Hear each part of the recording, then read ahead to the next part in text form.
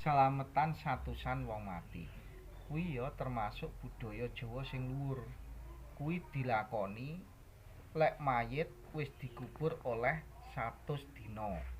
Dadine kurang luwih 3 wulanan.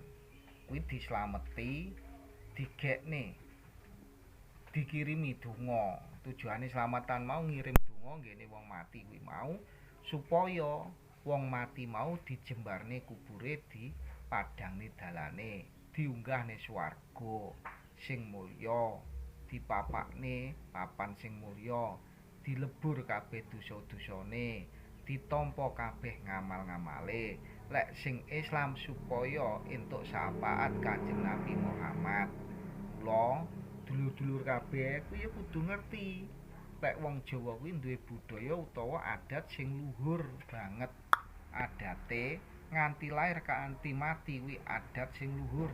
Kelairan ya dirokoi utawa dislameti, kematian ya dislameti.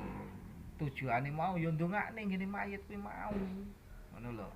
Tur hikmahe apa? Manfaate apa? Manfaate akeh, iso dadi sarana kerukunan. Tangga teparone diundang, sanak famili ya diundang, akhire ngumpuk mangan-mangan bareng. Mangan mau kan ya tujuane apik, sedekah kanggo sing ngundang.